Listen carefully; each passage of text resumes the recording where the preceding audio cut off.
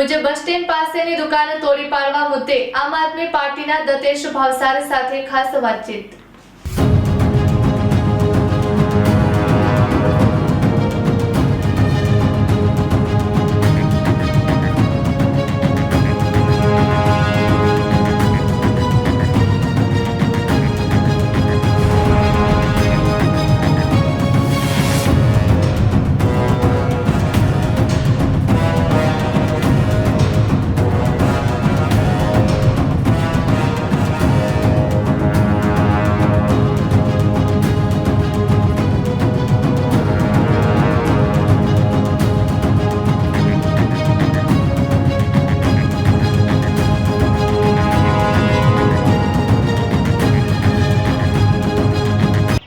નગરપાલિકાની જે દુકાનો છે અને જે ભાડાપટ્ટા ઉપર આપેલી દુકાનો છે એ દુકાનો તોડવાની હાલ જે વાત થઈ રહી છે, હકીકતમાં તો એ દુકાનો કોઈ તોડવાની મને જરૂરિયાત જણાતી નથી, કેમ કે જર્જરિત થઈ હોય તો એ તોડીને ફરીથી બનાવવાની હોય।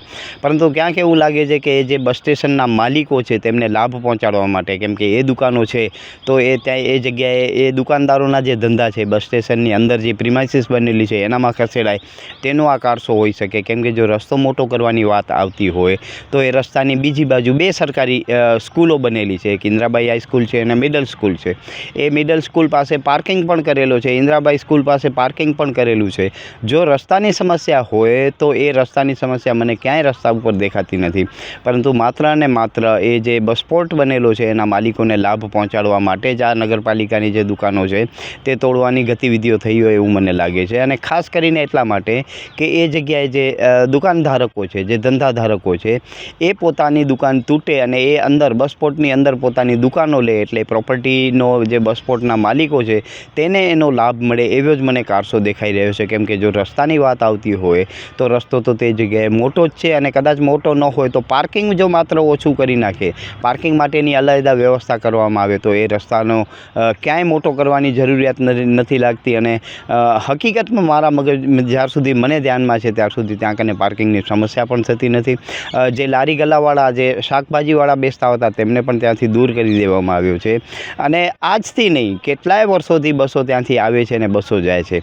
આજથી આપણે 30 વર્ષ પહેલાં બસોની સંખ્યાની ગણતરી કરીએ અને આજે જો બસોની સંખ્યાની ગણતરી કરીએ તો આજે બસોની સંખ્યા ઘટી હશે, વધી નહીં હોય। કેમ કે હાલમાં બસોનો અને જે વાહન વ્યવહાર છે એ પ્રાઇવેટાઇઝેશન તરફ ગયું છે, એટલે એસટીની જે બસો છે, સ્ટેટ ટ્રાન્સપોર્ટની બસોમાં ક્રમશઃ ઘટાડો થયો હશે। અને એ જગ્યાએ તો બસો ઊભી પણ નથી રહેતી, માત્ર એ એક બસ સ્ટોપ બનીને બેઠો છે।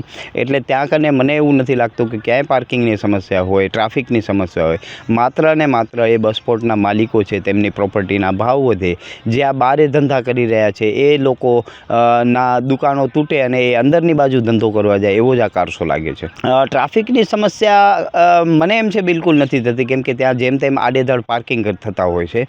પાર્કિંગની વ્યવસ્થા જે બસપોર્ટ બનેલો છે એના અંડરગ્રાઉન્ડમાં પણ બનેલી છે, ત્યાં પણ લોકો પાર્ક કરી શકે છે। અને જે બાજુમાં જ ઓપન એર થિયેટર બનેલો છે ત્યાં કને પણ પાર્કિંગ થઈ શકે છે, તેનો પણ અત્યારે કોઈ ઉપયોગ નથી। એના સિવાય જો આપણે વાત કરીએ તો વાણિયાવાડ વિસ્તારમાં તો ત્યાં મિડલ સ્કૂલની આજુબાજુનો વિસ્તાર છે, ત્યાં પણ પાર્કિંગ થઈ શકે છે।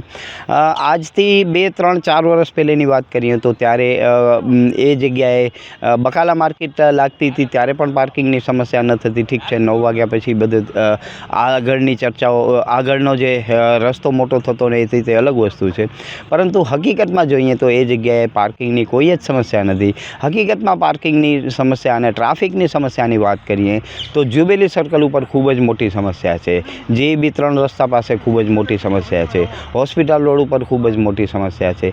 પરંતુ એ સમસ્યાનું સમાધાન કરવાને બદલે માત્ર આ બસપોર્ટ બનેલો છે તેના માલિકોને લાભ પહોંચાડવા માટે જ આ જે નગરપાલિકાની દુકાનો છે એ તોડવાની વાત થઈ રહી છે।